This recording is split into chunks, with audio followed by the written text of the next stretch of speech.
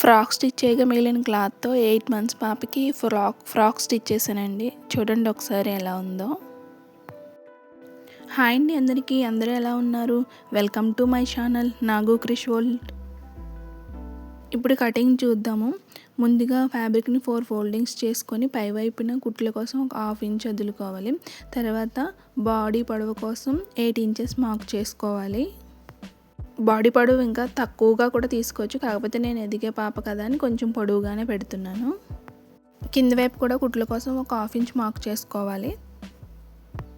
తరువాత నెక్ వెడల్పు కోసం 1.5, షోల్డర్ వెడల్పు కోసం 2.5 మార్క్ చేసుకోవాలి.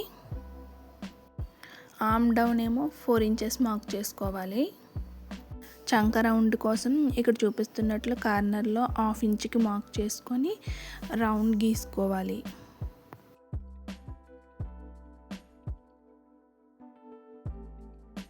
బాడీ మెజర్మెంట్ వచ్చేసి 20 ఇంచెస్, దాన్ని 4 పార్ట్స్ చేస్తే 5 ఇంచెస్. ఆ 5 ఇంచెస్ని ఇక్కడ మార్క్ చేసుకోవాలి.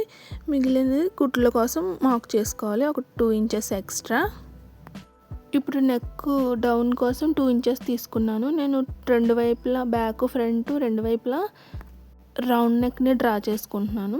తర్వాత కట్ చేసుకోవాలి. బాడీ పార్ట్కి ఏమో గ్రీన్ కలర్ తీసుకున్నాను. ఇక్కడ అంచులో గ్రీన్ కలర్ ఉంది కదా, మ్యాచ్ అవుతుందని. ఇప్పుడు స్టిచ్చింగ్ చూసేద్దాం.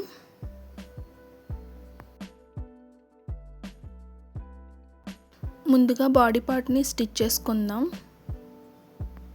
ఫ్రంట్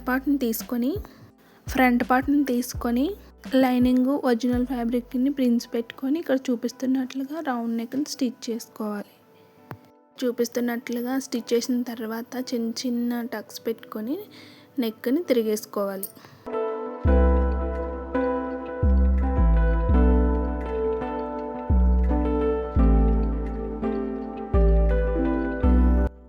తర్వాత పైనుంచి ఇక్కడ చూపిస్తున్నట్లు స్టిచ్ వేసుకోవాలి. ఇలా అయితే ఫినిషింగ్ బాగుంటుంది.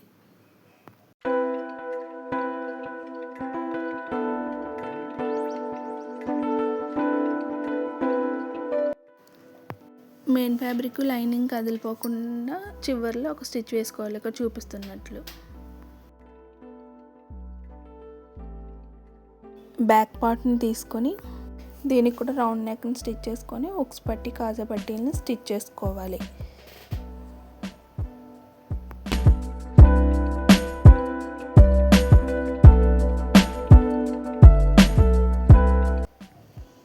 తర్వాత షోల్డర్స్ని జాయిన్ చేసుకోవాలి.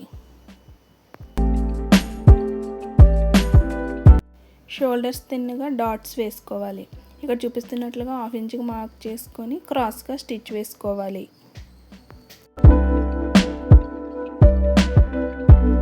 పార్ట్ని ఇక్కడ చూపిస్తున్న విధంగా డ్రా చేసుకొని ఒక స్టిచ్ వేసుకోవాలి.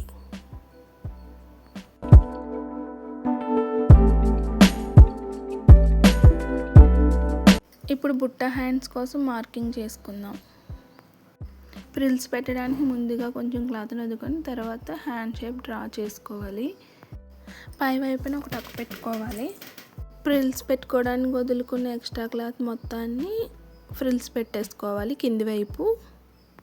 పై వైపున కూడా ఫ్రిల్స్ పెట్టుకొని బాడీ పార్ట్కు హ్యాండ్ జాయిన్ చేయాలి.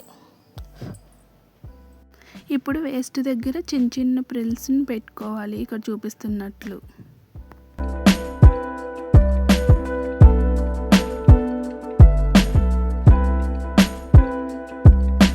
తర్వాత లైనింగ్ని కూడా స్టిచ్ చేసుకోవాలి. లైనింగ్ని స్టిచ్ చేసుకున్న తర్వాత పైనుంచి ఒక కుట్టు వేసుకోవాలి.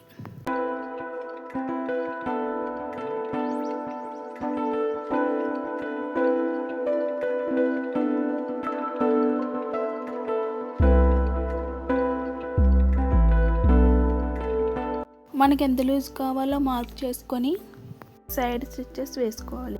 ఇక్కడ నడుము దగ్గర నుంచి మెయిన్ ఫ్యాబ్రిక్ లైనింగ్ను సపరేట్ చేసుకుంటూ కుట్టుకోవాలి.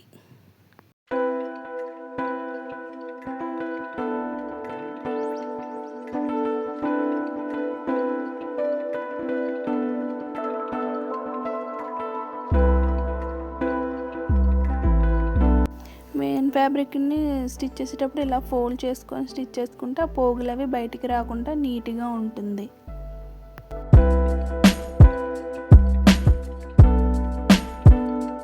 ఇదే విధంగా సెకండ్ వైపు కూడా జాయిన్ చేసుకోవాలి. ఫైనల్గా ఫ్రాక్ రెడీ అండి. చూడండి ఎలా ఉందో. ఈ ఫ్రాక్ ఎలా ఉందో మీ అభిప్రాయాన్ని కామెంట్ బాక్స్లో తెలియచేయండి ఫ్రెండ్స్. ఇలాంటి మరిన్ని వీడియోల కోసం నా ఛానల్ సబ్స్క్రైబ్ చేసుకోండి. Thank you for watching.